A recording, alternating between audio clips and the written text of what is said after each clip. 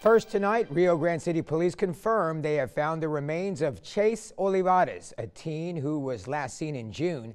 They believe he died as a result of at least one gunshot wound. 2 juveniles and 1 adult are behind bars right now in connection with his death. CBS 4's Patrick Chalvier spoke to law enforcement officials who say those juveniles may now be charged as adults. Despite efforts from multiple agencies across the valley, Wednesday afternoon, Rio Grande City Police confirmed the remains found over the weekend were that of missing Rio Grande City teen Chase Olivares. We have the responsibility to do everything we can to achieve justice for the Chase family in this case. The teen was reported missing back in July, prompting police and the close-knit community to search for the teen. On August 11th, 2 juveniles and a 17-year-old man were arrested in connection with Olivares' disappearance. 17-year-old Jose Luis Garcia Jr. is currently being held with no bond on a capital murder charge. The 2 juveniles are being detained. Preliminary reports suggest that Olivares died as a result of at least 1 gunshot wound, and it's believed the suspects knew Olivares. It appears that it was something very personal. It is not something that we can see as part of a pattern. There was something deeply personal that motivated this.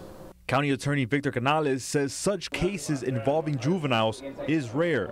In my tenure, 12 years, we've prosecuted, I believe, 3, maybe 4 individuals in the entire time.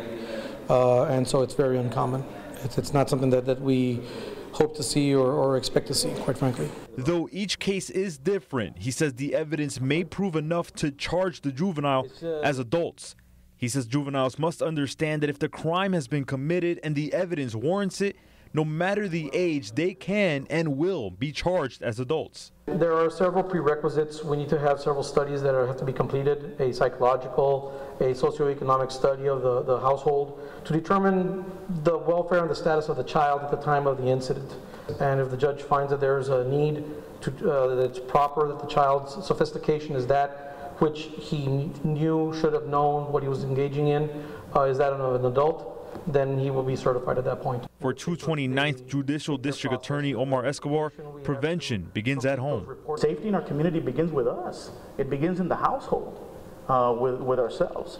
We cannot just rely always on our law enforcement officers who are doing their best, who are ostensibly, they're actually trying to do their best out there, but I mean, our community's law enforcement, our community safety is in our own hands. We have to be vigilant, and we have to be vigilant with our own kids. In Rio Grande City, Patrick Chalvier, CBS 4 News and ValleyCentral.com.